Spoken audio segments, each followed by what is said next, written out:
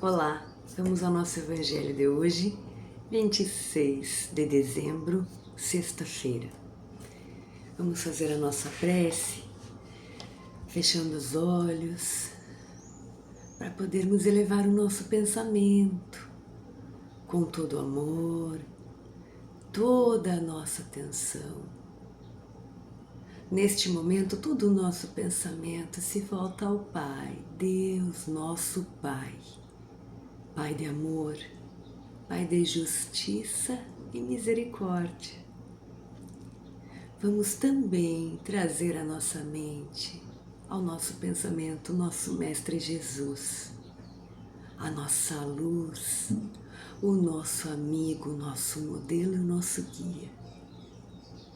E então, assim já entregues, vamos agradecer pela vida, por este dia que se inicia e esta oportunidade divina e bendita de mais este presente, este dia desta existência. Gratidão por tudo que iremos passar, gratidão pelo que temos, gratidão pela nossa saúde, pelo nosso lar, pela nossa família, pelos nossos amigos, pelo nosso trabalho, pelos nossos bens. Gratidão por tudo que nos é ferramenta para o nosso andar, para o nosso desenvolvimento. Gratidão também aos espíritos amigos, o nosso anjo da guarda, constante companhia na nossa caminhada. E os espíritos protetores, toda a espiritualidade amiga que tanto faz pela nossa orbe, pelo nosso planeta, por nós. Pedimos que permaneçam conosco nesta caminhada deste dia que se inicia e para todo sempre. Que assim seja. Então vamos ao nosso Evangelho segundo o Espiritismo. Vamos ver um estudo, uma reflexão para hoje. Vamos ver o que nos vem. Capítulo 7. Bem-aventurados os pobres de espírito, missão do homem inteligente na terra. Está nas instruções dos espíritos.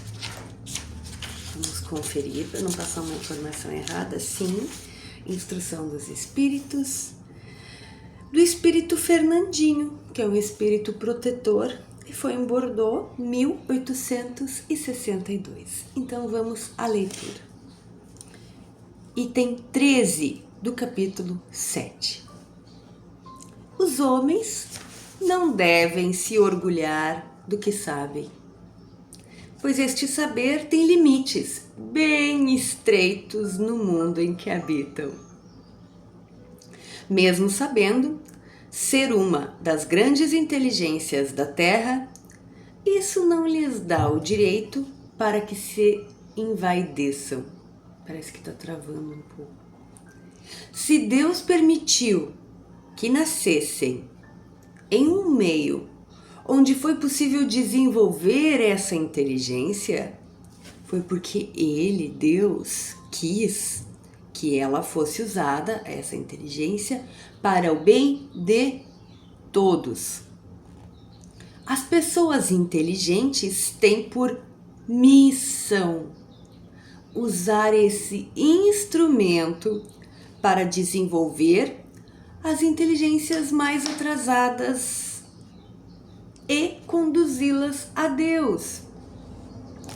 A natureza do instrumento não indica o uso que se deve fazer dele.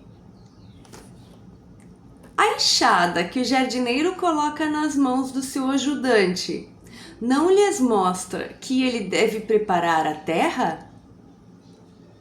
O que diriam se esse ajudante, em vez de trabalhar a terra, levantasse a enxada para atingir o seu patrão? Vejamos bem que mensagem. diriam que é horrível e que ele merece ser punido. Pois bem, o mesmo acontece. Pois bem, o mesmo acontece com todo aquele que usa a sua inteligência para destruir a ideia de Deus entre os irmãos. Ele também levanta contra o Senhor seu instrumento, que lhe foi dado para preparar o terreno. Ao agir assim, ele não terá direito ao salário prometido e também merecerá ser punido. Ele o será, não duvidem, e passará por existências miseráveis e cheias de humilhações, até que se curve diante daquele a quem tudo deve. A inteligência, quando é bem empregada, traz muitos méritos para o futuro. A tarefa dos espíritos em fazer a humanidade progredir será muito mais fácil se todos os homens inteligentes a utilizassem segundo a vontade de Deus. Infelizmente, muitos fazem dela um instrumento de orgulho e de perdição para si mesmos. O homem abusa da sua inteligência, assim como de todas as outras faculdades. Entretanto, não lhe faltam lições para adverti-lo de que uma mão poderosa pode lhe retirar tudo aquilo que lhe deu. E nós lemos todo o nosso item 13 e que encerra o capítulo 7. Que linda passagem! Linda passagem neste momento de final de ano, em que nós já culturalmente começamos a pensar nas metas, nos planos para o ano que vai se iniciar, 2026. E todos nós temos os nossos sonhos, temos os nossos trabalhos, sejam eles os que são monetizados ou não são monetizados. E aí nos vem uma passagem como essa. E por que eu falei em trabalho? Porque é onde nós empregamos a nossa inteligência. Como eu disse, trabalho, segundo a doutrina espírita, está no Livro dos Espíritos, trabalho é toda ocupação útil, não necessariamente vinculado a um retorno financeiro. Então, portanto, no trabalho é onde nós empregamos a nossa inteligência. Tudo que nós aprendemos, as habilidades que já trouxemos de outras reencarnações, né? É ali onde está muitas vezes também vinculado o que a gente fala, o nosso propósito, a minha missão. Então a gente tem gosto por determinada área, por determinado assunto, desenvolve-o ainda mais nesta reencarnação e aí vem como vamos usar esta inteligência. E este espírito querido, Fernandinho, vem nos dizer que a finalidade maior da inteligência é ser usada para o bem geral e para o progresso da humanidade. Nós não vamos aqui cair também naquela linha de pensamento onde acha que tudo é doar tudo que ganhamos, doamos tudo, ganhamos, doamos tudo.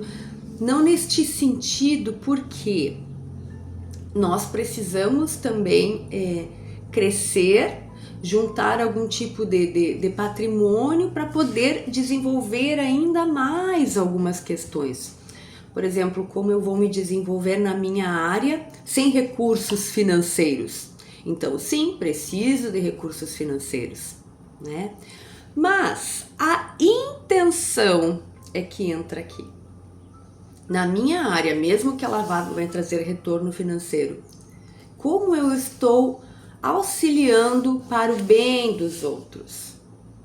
Se eu sou um bom cristão, ou se não é cristão, tudo bem, se eu sou uma boa pessoa, que desenvolvo o meu trabalho, que traz retorno financeiro, não tem problema. Mas se eu desenvolvo o meu trabalho com a finalidade em si, de bom coração, eu estou fazendo certo. Não estou fazendo só em juntar mais dinheiro para comprar um carro melhor, uma casa melhor, para comprar mais roupa, para comprar mais coisas. Se a minha ideia é essa, tá errado.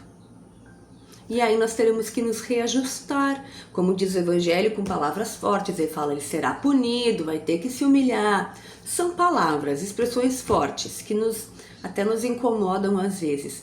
Mas não deixa de ser, nós teremos que reparar sim. Reparar, pegar toda essa inteligência, esse estudo, tudo que adquirimos e refazer a trajetória se nos perdermos nas intenções de como estamos aplicando a nossa inteligência. Se eu sou... É complicado usar uns exemplos porque são tantas, infinitas profissões, trabalhos, tarefas, mas eu vou usar o meu.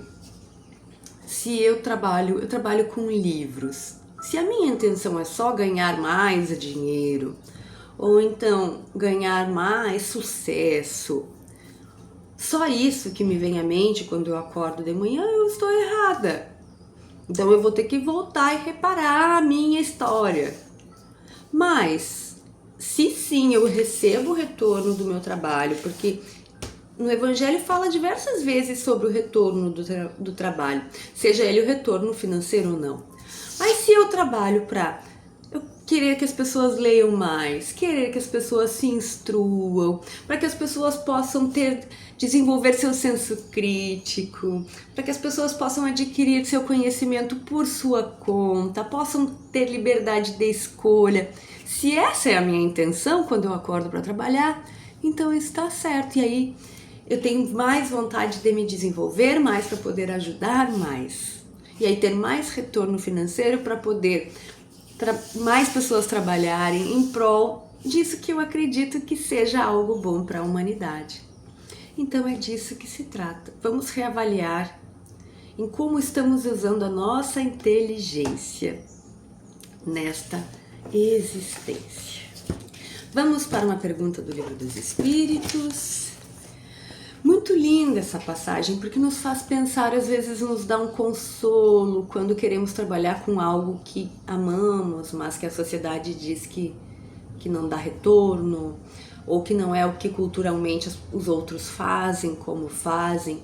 Então vem o Evangelho para nos dar essa instrução, esse caminho, né?